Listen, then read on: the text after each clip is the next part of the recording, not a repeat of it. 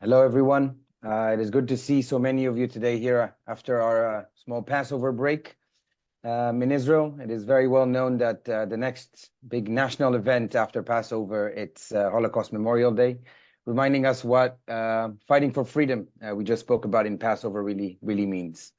Today, we are marking Holocaust Remembrance Day here in Israel. And from all years, it is undeniable that this year is heavily marked by the war that has erupted 7 months ago on October 7th and the global repercussions it has created from within Israel to the Jewish people as a whole, but also how it impacted Western democracies and the rise of anti-Semitism across Europe.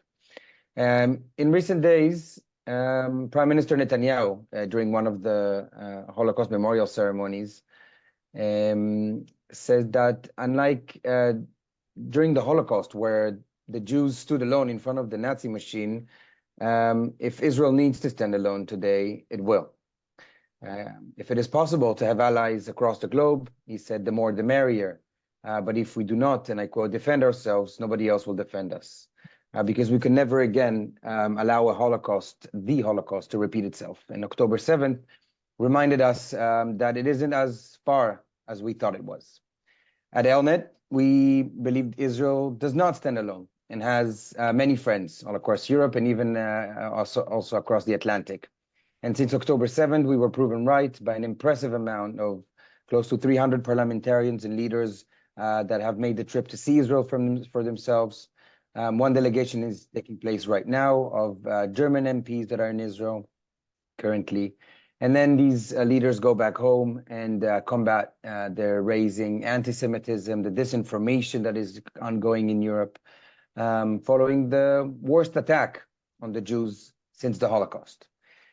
Today, we have 133 hostages still captive in the hands of Hamas, 7 months after the attack. And the negotiations appear to not be very fruitful, especially in the last hour. There were so many breaking news regarding what is actually happening, but it seems that there's two main options on the table, an IDF operation in Rafah and risk an international tsunami and criticism and a potential isolation of Israel, or an attempt to continue on the path of a dialogue and diplomatic solution with Hamas and other partners in order for the hostages to be released and some hostilities to be ceased. And in order to dive into all these challenges and to understand a bit more where we stand today, we have with us Nadav Eyal, one of Israel's leading journalists. Nadav has been covering Middle Eastern issues and international politics for over 2 decades for Israeli radio, newspapers, and television. And he has been a long-time ELNET friend as well. So thank you very much for taking the time for being with us today. And I think I'll start with what is happening right now. And I'll ask you straight away, is the IDF Rafah operation begun? Has it begun?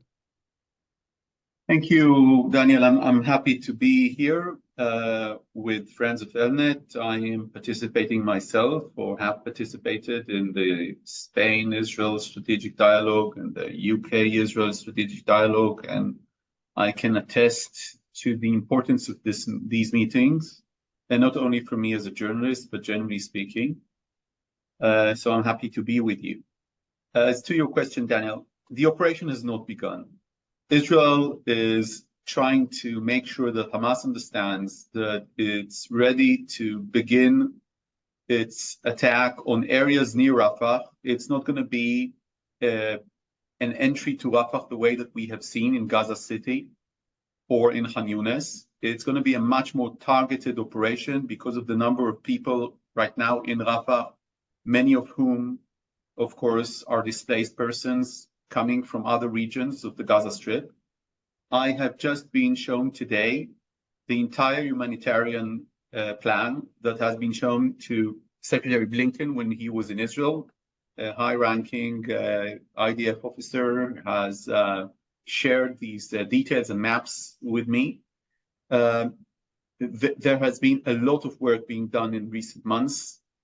And it's been presented to the Americans. The Americans have said, the administration has said that they have not seen a convincing humanitarian plan to evacuate or to take care of the civilians in Rafah, that I have to tell you that there is a difference between their public statements and the way that at least they are being received in Israel.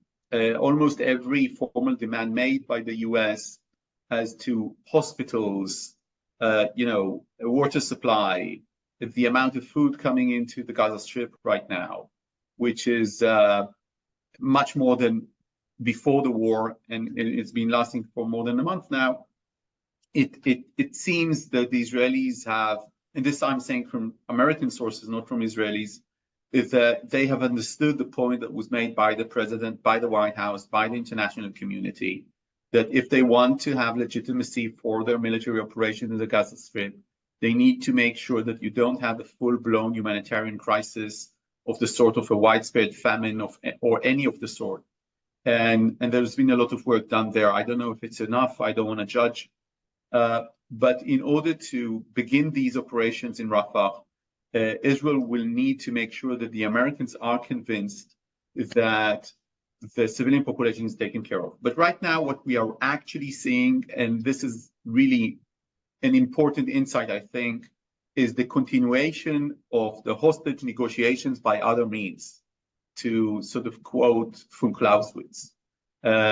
So there is one way to have these negotiations, which is by talking, either in Doha, in Qatar, in Cairo, or in Washington, D.C. And another way is by Israel moving its troops, Hamas shooting at Israel in Kerem Shalom. That happened yesterday, with 3 Israeli IDF soldiers killed in that mortar attack on the very humanitarian checkpoint that is leading the assistance, humanitarian assistance and food to the Gaza Strip, opened by the demand of the international community. And both sides are actually negotiating by moving their troops around on the hostage deal. Now, from what I'm hearing from Israeli sources, and this is not something that I've been hearing only in the last 48 hours, they were quite pessimistic as to the chances of the deal. And I'm talking with the people who actually want the deal to happen. I'm not only talking with people that are on the more right-wing camp in the government. I'm talking with the people committed to a hostage deal, the professional staff that is dealing with that. These are some of my sources.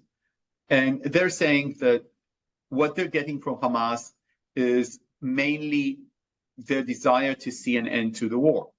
And they need to have this commitment in order to follow suit and release even some of the Israeli hostages. Now, for the Israeli Prime Minister, for Netanyahu, he has already practically withdrawn from the Gaza Strip in the last proposal made by Israel. Israel is now suggesting to allow all the population that is right now residing in refugee camps in the south return back to the north unchecked, so unscreened, without any checkpoints in the way. That would certainly mean that Hamas will return to the center and north of the Gaza Strip under the guise of this local population. And Israel has agreed to that. The second thing it has agreed to do is to withdraw most of its forces, and it doesn't have so many forces in the Gaza Strip, just so people will know what I'm talking about. Until 2 weeks ago, Israel had less than 500 soldiers overall in the Gaza Strip. I'm not talking about combat soldiers. I'm talking about 500 soldiers overall.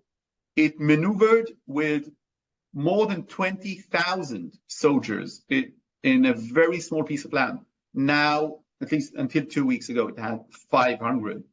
So the second thing is about withdrawing even these forces back, almost all of them. And the third issue is disintegrating, evacuating the corridor that Israel has built just in the center of the Gaza Strip. And that corridor is what's cutting the strip into two and providing Israel strategic leverage over Hamas and allowing Israel to prevent the return of the population back to the north. And Israel's on the record argument is that it's preventing the return of the population to the north and the center of Gaza Strip because military operations are still in process, but that's just an international humanitarian law argument. The truth is that Israel is preventing the population from returning back to the north because the north is completely destroyed and derelict, and people can't live there without having any plan for the future. And secondly, because it's using this as leverage against Hamas, trying to get a hostage deal. That's the truth of the matter. So Israel had basically said to Hamas, we're not going to commit to the end of the war. We're not going to give you assurances for the end of the war. That's not any path that we might agree to. What we are willing to do is to stop the war for at least a month and a half, get as many hostages back as we can, get that population back to their homes or their neighborhoods or what's left of them, and withdraw most of our sources. What Hamas is basically saying at this point is that's not enough, and we want to make sure that after you get some of our bargaining chips, some of our human shields, which are the Israeli hostages, you're not going to attack again. And basically Israel is saying, well, I am going to attack again because my on-the-record position here is that you cannot control the Gaza Strip, and I'm going to destroy the army of Hamas. That's the on-the-record position of the Israeli Prime Minister, the Israeli War Cabinet. And that's a consensus, by the way. There's no daylight here between Benny Gantz and Eisenkot and the Prime Minister. None of those agree to an end of the war declaration, although some of them do think that it's the end of the war. Okay. And this is where we are at right now. And this is actually very logical. This kind of negotiations that's taking place right now, that's very rational for Hamas to say, no, we don't want to return these Israeli hostages because they're human shields, they're bargaining chips, and they actually don't need so many Israeli hostages, by the way, in order to get everything they want. They got 1,000 prisoners for just one soldier back in the day. I'm talking about Gilad Shalit. And they have dozens and dozens that are still alive, as far as we know. Out of these 133, dozens are dead. And I'm not saying that this is not a secret or anything. They are declared dead. Their families set Shiva on them, and others are still alive. So for Hamas, it's extremely rational to say we want an end to this war before we release any one single Israeli to begin with. And for Israel, it's extremely rational to say we're not going to give that to you, and we're definitely not going to go along with the U.S. that wants actually an end to the war, while we still have this strategy of getting rid of Hamas in the Gaza Strip. So, of course, the Americans are playing, just one last sentence, a very important role here. And the problem is that they really don't know, the sense that I'm getting is that Washington doesn't know exactly what to do. They don't want the Israelis to invade Rafah. They want to have a deal, but they don't have leverage on Hamas, and they do have leverage on Israel. And they don't want to use the only leverage they might have, which is actually saying to Israel, go, invade Rafah, destroy Hamas. They don't want to use this because of American domestic politics and political pressures within the United States, which by the way, again, it should say, are again very rational if you think about this as an American. And you're seeing, Biden's condition in the polls, and what my American friends would say, we gave you 6 months to destroy Hamas. Many people were killed in the Gaza Strip. It's in total destruction. Hamas is not destroyed. And now we need to focus on winning these elections, and other stuff like Ukraine or other things are happening. And that's the problem that we are at right now. So easy, right? Very easy. Yeah. That what you say, everything is quite rational, and there's a question of leverage. So let me ask you this.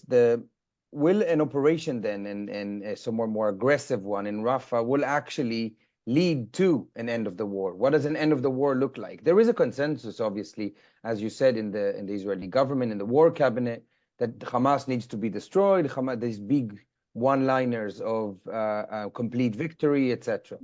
But what does it look like? Is Rafah really the last standing battalion that after if Israel attacks, the IDF goes in, that's it?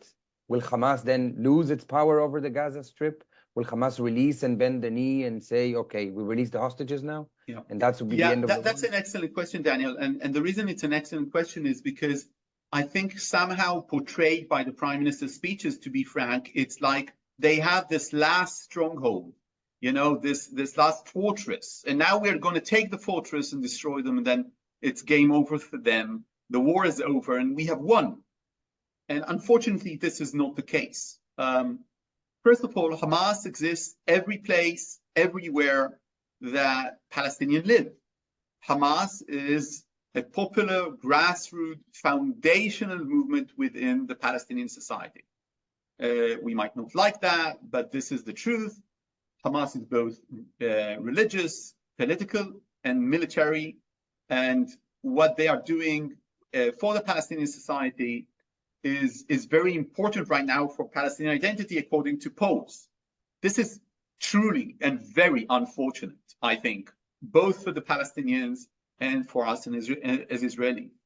And for that reason, Hamas is going to exist in the Gaza Strip any way you look at it. So the question is, could you destroy Hamas military powers by going into Rafah? And now I'm going to say something that most people don't know. Israel continues to say that there are 4 regiments of Hamas in Rafah. Well, right. Not anymore. Not anymore.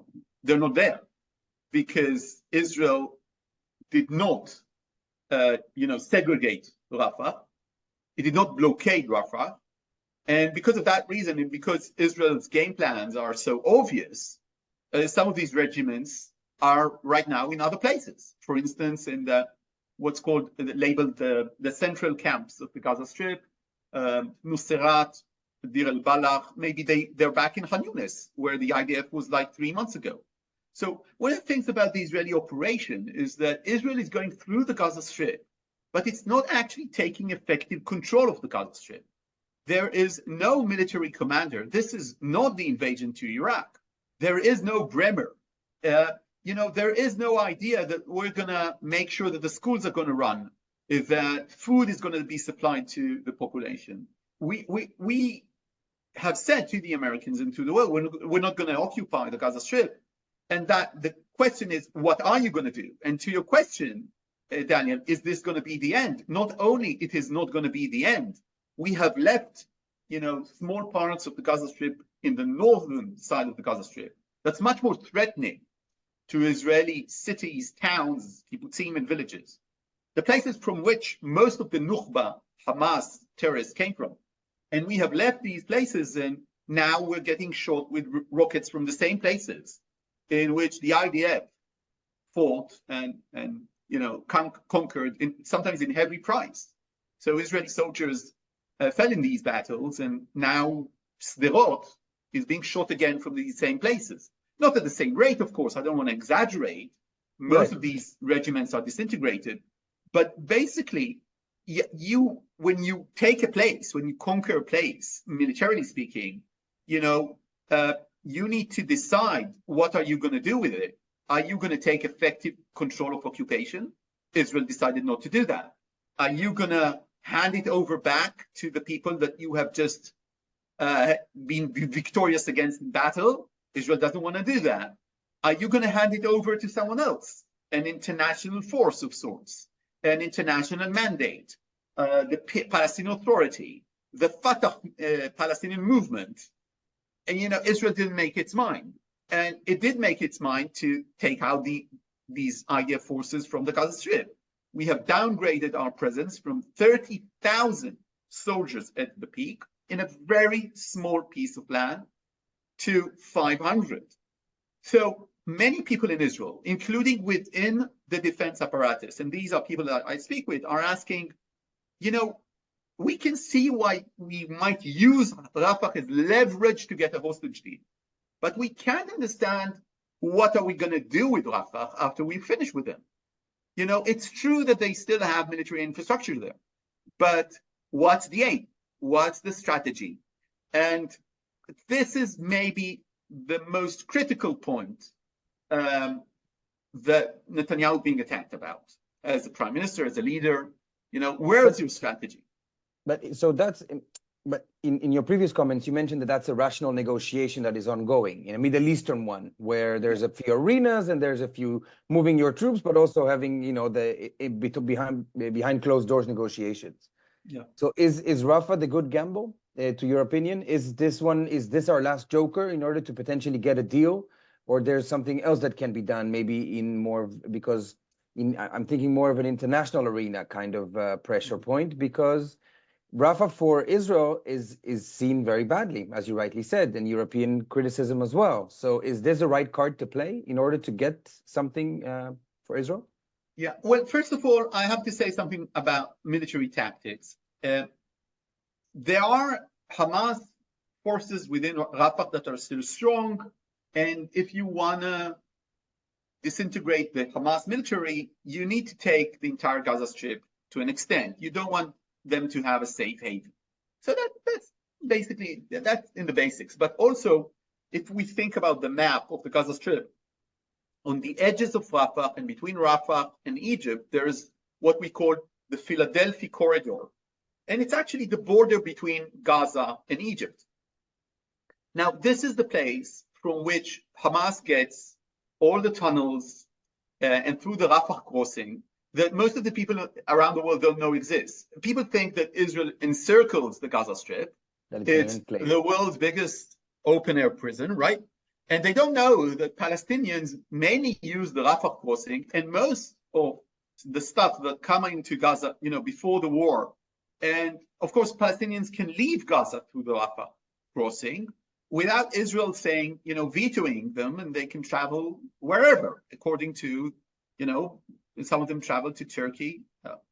And these, by the way, this data is just that you can just go to the UN website and see that, and the number of entries and departures of Palestinians from Gaza through the Rafah crossing. So if you, militarily speaking, if you want to strangle Hamas, you need to have that oxygen of smuggling in Philadelphia, on the Gaza-Egypt border. You need this cut. So anyway you look at it, there's a logic not going into the populated areas of Rafah, but going to the left of Rafah or to the south of Rafah and trying to cut down these areas and remaining there. This is good military tactic any way you look at it.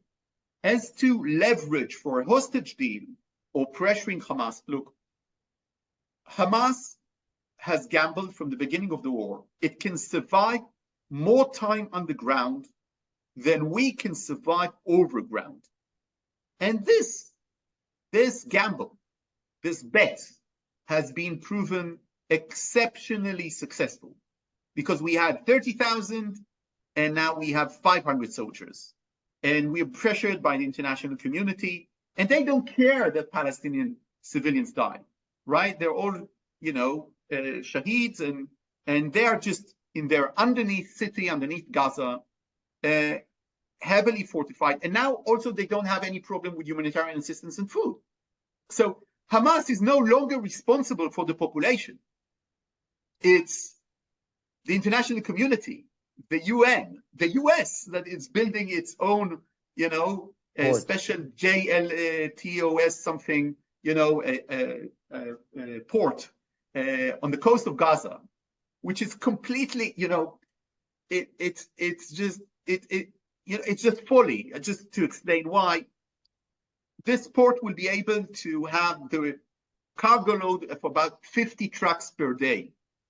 Okay, Israel is having about 500 trucks per day enter the Gaza Strip right now. But the US is now employing all these efforts and is putting hundreds of millions of dollars for basically a photo op. okay, on that floating port that they're building. And if you're asking what's going to be the leverage against Hamas, the thing that frightens Hamas most is losing effective control of the Strip. And the only way that Israel can legitimately do this is by bringing in the Palestinian Authority or the Fatah.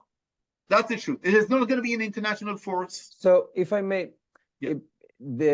Stop you right there because of that, because Abu Mazen said rightly that he will not do that on an Israeli tank, in the metaphor. So, and what you mentioned about the Philadelphia corridor, which is bordering with Egypt, so maybe the solution is regional. We've seen the talks. The Blinken just came back from Saudi, and they're trying to do either a plan B without Israel or a plan A with Israel.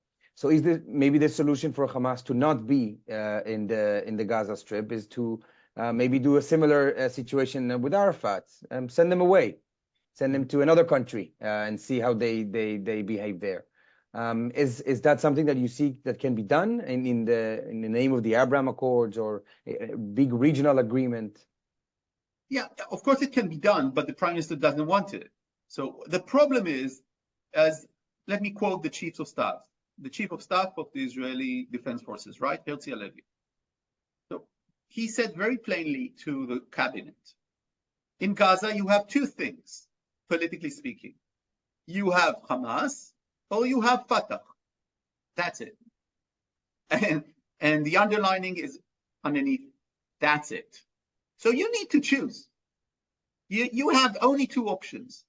Either you're going to hand it over to Hamas back, which is basically what we've been doing, or you're going to give it to Fatah. Now, Daniel, you just said, Abu Mazen said he's not going to come on an Israeli tank.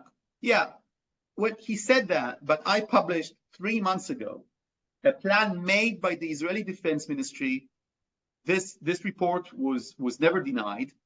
And that plan was to take 10,000 or 15,000 Gazans that are affiliated with Fatah, to have General Tanzel, an American general responsible for the coordination, the security coordination between Israel and the Palestinian Authority, train them in Jordan, train them militarily, then get them back to the Gaza Strip so they will take hold of the center and north of Gaza Strip. And Prime Minister Netanyahu vetoed that plan. It was supported by the chief of staff. It was supported by Yoav Gallant. And that's threatening to Hamas, because Hamas doesn't want to lose control of the Gaza Strip. And another thing it doesn't want, and one of the reasons for the October 7 attack, it doesn't want normalization with Saudi Arabia that will change the face of the region. And for that normalization to happen, we probably need to, at least declaratively speaking, commit yourself to a pathway to a Palestinian state. The prime minister doesn't want to do that too. Now, I don't want to sound, this is not an opposition speech. What I'm saying is completely factual. Prime minister would not commit to anything related to the PA, anything related to Fatah. He says he will not allow Hamas to regain control of the Gaza Strip. He's saying, right now at least, that he doesn't want Israel to have an occupation of the Gaza Strip. By the way, his military secretary, who's a general, published a document, wrote a document saying that that's what Israel needs to do. It needs to have a full-scale military occupation of the Gaza Strip in order to get rid of Hamas. I don't know, maybe that's true. And right now, we are in this condition in which the White House has been basically screaming at us for 6 months, give us something, say to us that you're going to do something. You want an international mandate. You want to have the Fatah. You want to control it yourself. Just tell us what you're going to do. And we don't have this plan. And I just cannot simply describe the extent of frustration that I'm hearing from the military commanders here, that they're saying, we've taken this territory. We have fought for this territory. People have died. Hundreds of Israelis have died, not on October 7th, but since, in order to fight and kill Hamas terrorists. We have gotten so much criticism around the world for this military campaign. And we don't know, what's the game plan. Maybe there is a genius game plan that I don't know about. I'm not saying that, I don't know, but till now we don't have that game plan. And if we would have a game plan, that's my point, Sinwar would be much more threatened than we coming into Rafah, because Sinwar, first and foremost, doesn't want to lose control of the Gaza Strip, and he can maintain his control even if he has tanks over his head in Rafah or in Khan Yunis. He has proved that before. So before I move to Q&A, and by the way, I invite everyone that has a question to send it through the usual channel. So how does all of that fit into the reason why, and I'm turning into internal politics here, Gantz joined the war cabinet? He's joined the emergency war government in order to not allow, allegedly, Netanyahu to veto such decisions or to take the strategy into the next level and to make sure that things are moving in a way, let's not say a certain way. So how do you see that going forward, especially now that, we're going like right through the cliff of whether this is about to end or to escalate? Will the government continue to function like that? So this is a very unhappy marriage, and it's going to collapse soon. And the reason for that is because they've been demanding for like 4 months a strategic discussion in cabinet, and they're not getting it. And I have to say that their explanation for that is that Netanyahu is not willing to have that discussion, because if he will talk about the PA or anything that is not an occupation of the Gaza Strip, which he understands we cannot do, then the far right will leave the government. If the far right leaves the government, he has no other option, and his political career is over.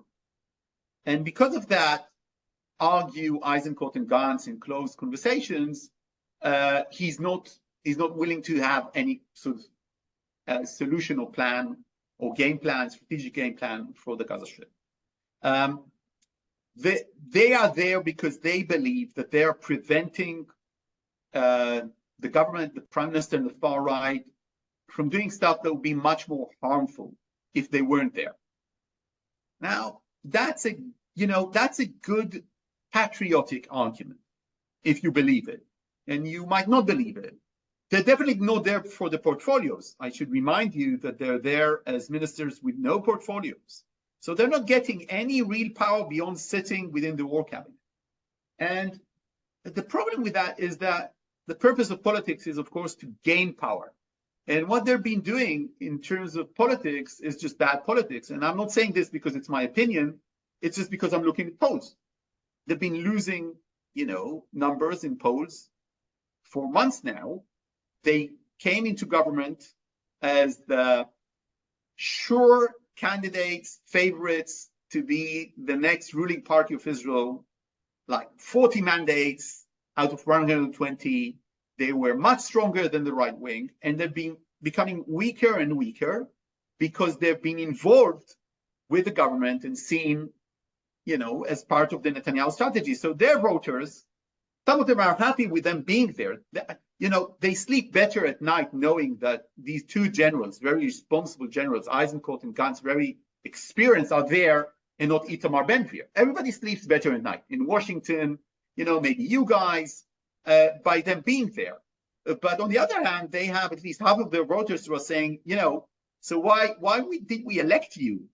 What are you changing? If Netanyahu can veto, an exchange, a prisoner swap, why are you there? On more of a symbolic of today, what we've seen since October 7 globally is a gigantic rise of anti-Semitism. We've seen more than criticism towards Israel as in the past wars and conflicts, even in May 2021, where inside Israel there was a lot more happening, even there was less happening abroad. What do you make of this on this symbolic date of Holocaust Remembrance Day, that we've seen what's happening on campuses all across Europe and the US, obviously? What do we make of that? Does that impact? Does that pressure? How do we move past that? That's a great question, and I have to say that one of the things that I think are remarkable is how unsurprised we are all, every one of us that have seen these phenomena before, from these occurrences. First of all, every time that Israel had a military operation, small or large, in the Gaza Strip or anywhere close to Palestinians, you had a spike of anti-Semitism around the world. And people here remember that, Sukeitan 2014, every time we saw that. Now, I did a series, I did a movie about anti-Semitism and new anti-Semitism. I'm in the habit, it's in my book, of talking with anti-Semites and Nazis and radical lefties and white supremacists. I've met them all, I've talked with them, interviewed them all, and including BDS. And it's just amazing. I just saw a piece of clip of mine talking with BDS people in 2014 in London and in front of John Lewis. The arguments are the same arguments. My master's is from the LSE. My teacher there is a man called Professor John Chalcraft. He's one of the leaders of BDS in the UK. He's a Marxist, and he teaches about Zionism and settler colonialism. This is what he does. So the illegitimacy of the state. Sorry? No, yours is by the thing. Divya. Somebody's unmuted. Yeah. So go ahead. We have seen this coming for a long time. And I remember that when we were warning that this avalanche of hate is coming, many people didn't see from where and when. And they said, trade is coming up with every country in the world, exchange students, research, science. Where are you going to see this? And here we are seeing this as a grassroots phenomenon from students. And that's influencing everything about, and of course, faculty. And of course, faculty. And this is, again, a tremendous failure, not only of Israel, but also, in this case, also of the institutions of the Jewish people in the diaspora, in different diasporas. But I am an Israeli. I will take responsibility for what we are responsible with. We should have seen this coming, and we should have had a strategic, 5-year plan, 10-year plan, in order to tackle these issues, in order to make sure that universities are not being instrumentalized to teach Zionism hatred or Jew hatred or whatever. And we didn't do that. We didn't manage to consolidate, enough Jews and Israelis to that. And and Israel, that really has the means as a country to do more, didn't do that too. It didn't see this as a strategic issue. And by the way, it still doesn't. And that's my point. This is my most important point about this issue. Till now, these demonstrations and phenomena in the US, in the UK, and other places are being described as a show of hate and bigotry and anti-Semitism. And much of it is true, but that's not the problem. The problem is not those 200 and 300 radicals, camping in Princeton or Harvard or any of these places. The problem is the support that they are getting from faculty and other students in polls in other places. So the problem is not with those hardliners. Nobody's going to convince them, right? And many of them, they have families in the region, and they're obsessed to the issue. And the fact that Israel doesn't understand till now that this is a transformational and a generational moment, and that you need to tackle this. And it's not about just saying, everybody that says this, he's a bigot. I'm not saying, that there's enough bigotry there. As someone who has, been in the BDS, the LSE and SOAS are very aggressive places towards Israel, much more than any US university. And I have been in these discussions and made these arguments. But the fact that they don't understand that they need to tackle this systematically speaking, it's not only about portraying every student that says, yeah, I don't understand why Israel, should be Zionist. So what's the problem with from the river to the sea? Palestine will be free. That's a major problem and very short-sighted at least by the Israelis, I think to an extent also by Jewish institutions. So we need a plan here, and it needs to be, it's a very expensive plan, long-reaching and strategic, and we need to go for it right now if we want to prevent an even larger avalanche next time. Thank you. For our first question from the Q&A, I'd like to turn to Mickey Lyon, please, if you'd like to unmute yourself. And yep. Hi, thank you very, very much, Nadav. That was fascinating.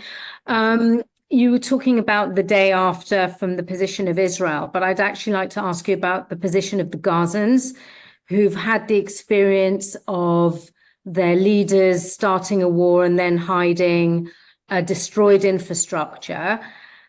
What are we expecting to happen the day after? Are Hamas going to be able to take control of the area? Are Hamas really going to be received with open arms by a population? We don't seem to take into account how their suffering has influenced their position on Hamas. Yeah. First of all, it's an excellent question, and the answer is that I'll give you one example. I spoke with the leader of a very known humanitarian organization, and that person told me that if Sinwar comes out of his tunnel, it's not the Israelis that are going to kill him, it's going to be the Gazans. And this person is not Jewish, is not Israeli, and is definitely not a Zionist. It's a person that deals with humanitarian assistance into Gaza, very full of complaints as to the Israelis. Now, I don't know if that's true, because when I speak with experts on the Gazan society, what they say is, yeah, they hate Hamas. Many of them do, and you see a decrease of the support of Hamas, according to the polls made by Dr. Shkaki, who's the most reliable pollster of the Palestinian society. And he's still polling. It's polling through internet, through mobile phones, including in the Gaza Strip. So you see that Hamas is now much more stronger in the West Bank. That's not very reassuring, by the way, than it is in the Gaza Strip. So the support for Hamas has collapsed to an extent.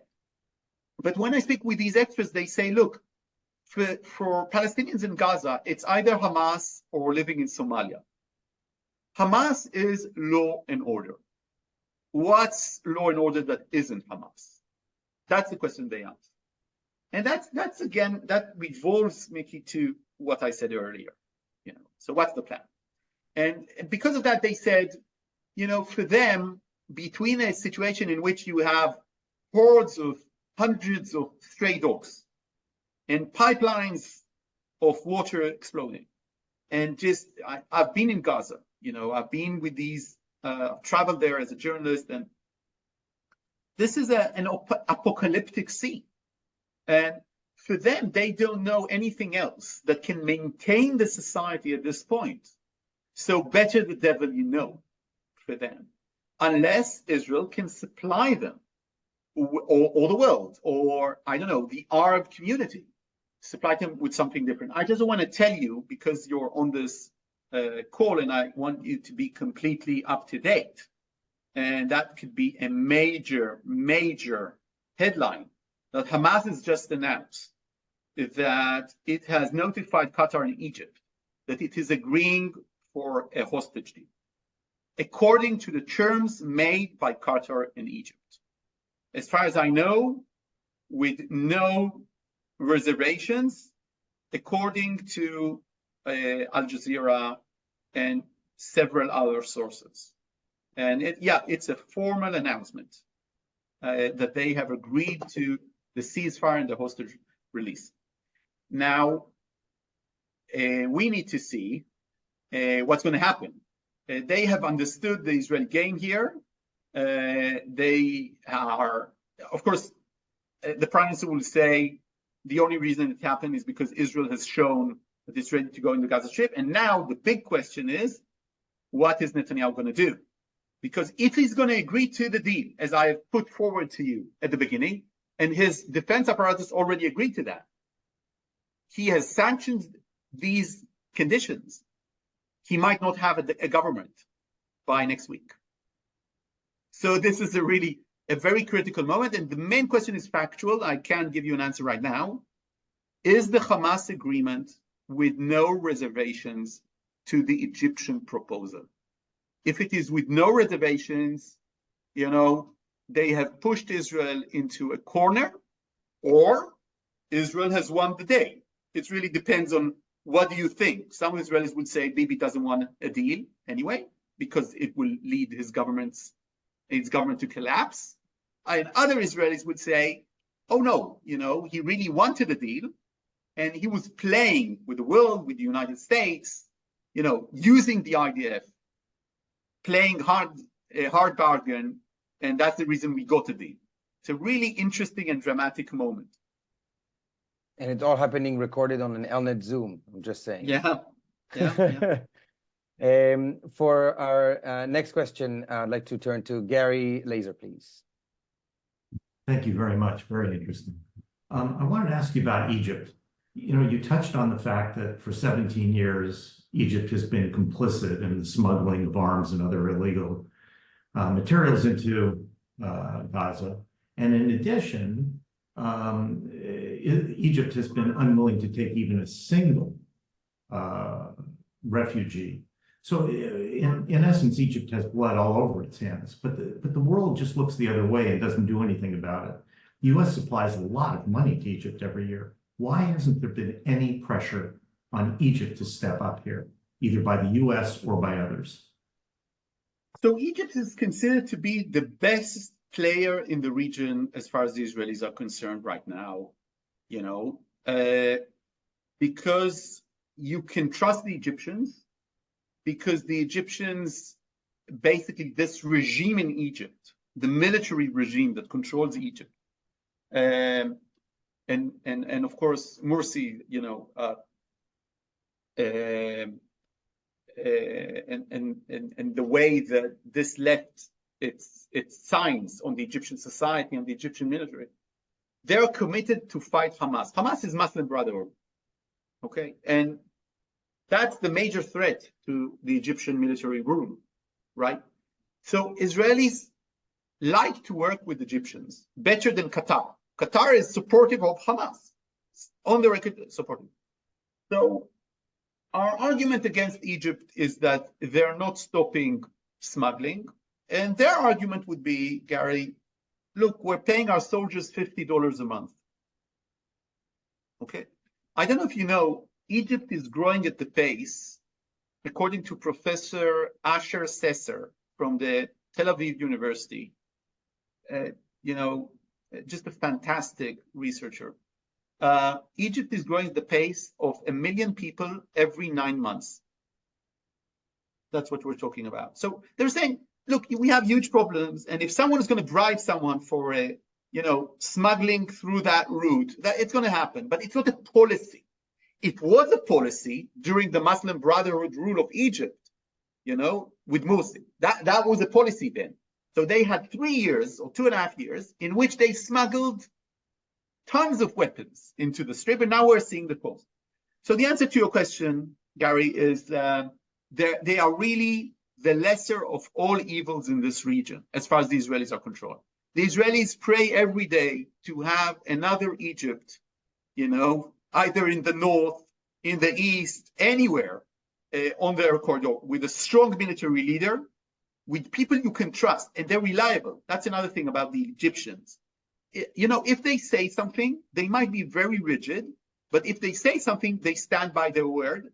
And they have this kind of collaboration with the Israelis for many years against, I'll give you one example that is not very much published. You know that the IDF is attacking terrorists in the Sinai Desert.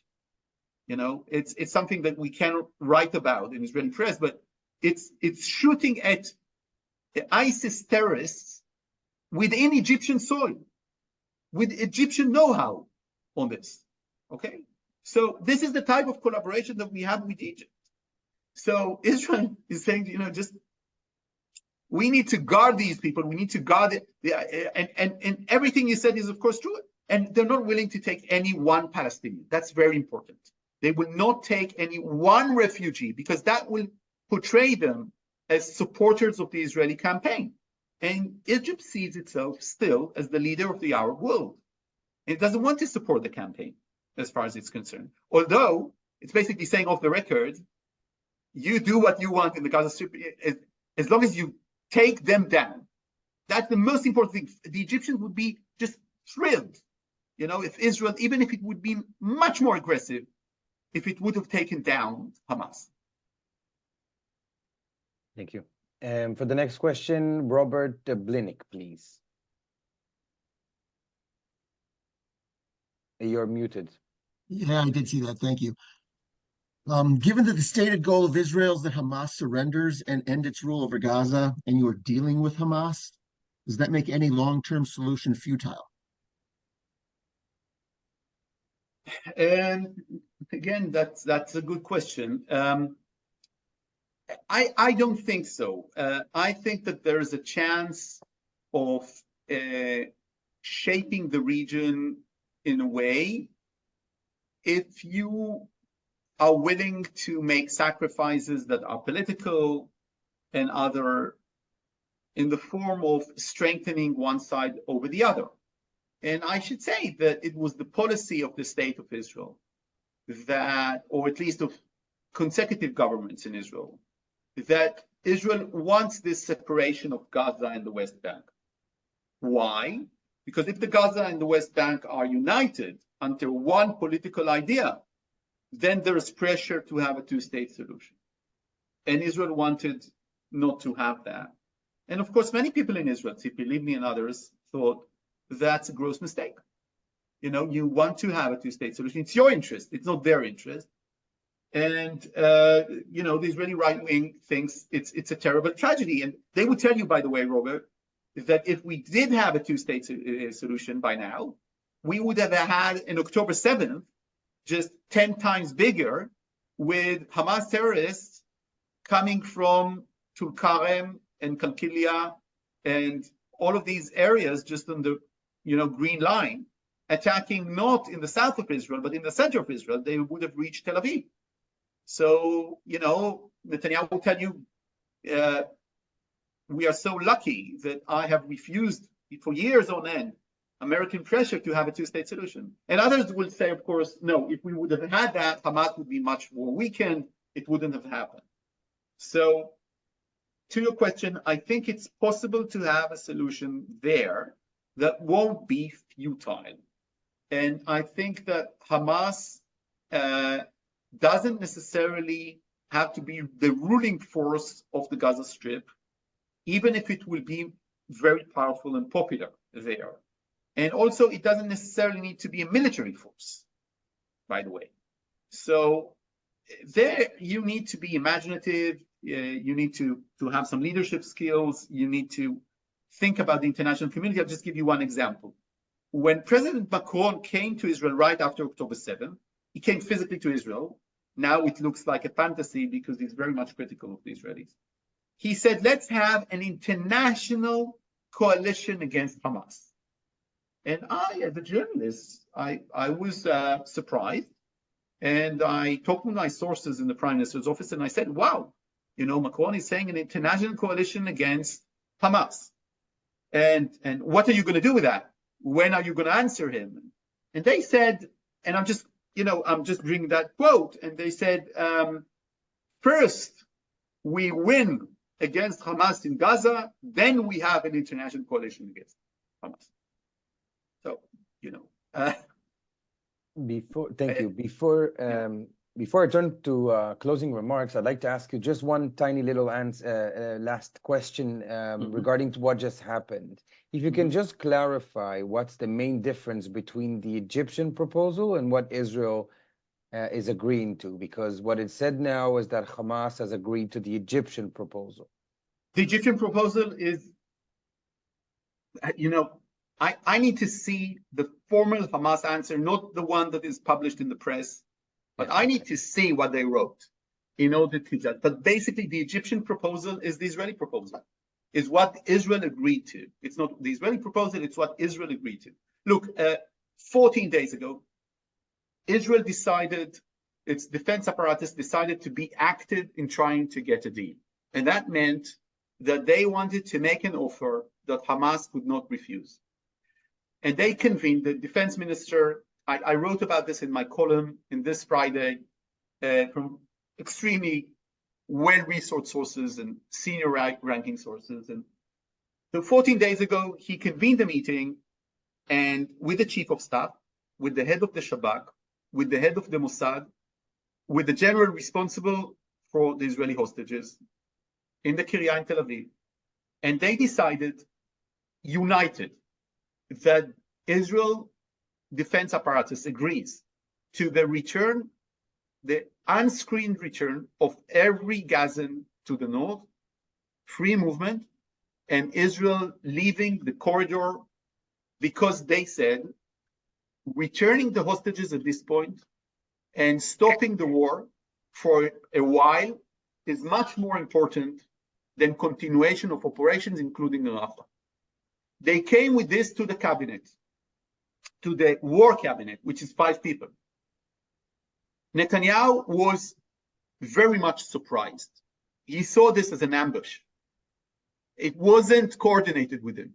So his entire defense apparatus, including the head of the Mossad, who's considered affiliated with Bibi, said, now this is the offer. And he tried to maneuver out of it, saying, let's have another vote or something. The defense minister Gallant told him that meeting, if you're not authorizing us to make that proposal to the Egyptians, I want to vote in cabinet. Let's take it to the cabinet. In Israel, the prime minister is not the chief of staff. It's very important to understand that this point, he's not the chief of staff. It's not like in the US, okay? In Israel, it's the government that is the chief of staff. So basically, the prime minister said, I'm going to go, and I'm going to go with this to the government over your head. And he can do that. In Israel, the prime minister doesn't have special forces. And then Bibi backed off, and Israel made the proposal to the Egyptians. And this is what started this entire process. And now, if Hamas is saying, basically, I'm accepting the Egyptian proposal with no reservations, and that's a very important fine line, then they're accepting the Israeli proposal, or at least the Israeli new, idea. And I need to see, what does it mean? 33 hostages released, which is the position of Israel, at least in the first phase, or 18, that is the position of Hamas. This can be a deal breaker. So, like everything on these issues, so let's take it the with proof a grain is in of the salt. pudding, right? So, yeah.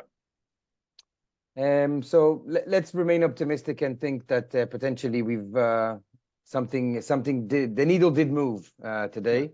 Yeah. And so on that note, for closing remarks, I'd like to turn to Larry Hochberg, the founder of ELNET, for a few comments.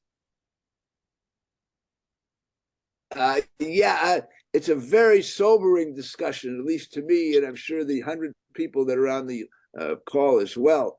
Some of the things you say are maybe true. I really don't know. They're certainly very, very, very telling. I'd like to make 2 points on behalf of ELNET and closing. Number one, it's still our job, ELNET's job, to tell Israel's position in a good, solid way to Europe. That is our job. And the government still, in the end, decide what's going to happen. Whatever result comes out of this war, we want the Europeans to feel that Israel is satisfied with it and that Israel supports it. So that's number one. Number two, regarding the U.S. campuses, which you alluded to for a while, yes, it's very serious, but from what I know in my participation in several of the events at the campuses, long-term, it is a winner for Israel and the Jews, because those who are instigating it have very little support among the general public. And so long as it's headed by people in Chiapas and a lot of people who aren't students, etc., I view the regular Americans support Israel as instead of that. So we have to keep that in mind as we proceed as well. It's not so bad generally as it looks like from the media reports. That's my 2 cents. Support ELNET. We can't do a thing without financial support. Thanks so much. Thank you. Thank you very much, Nadav, for being with us.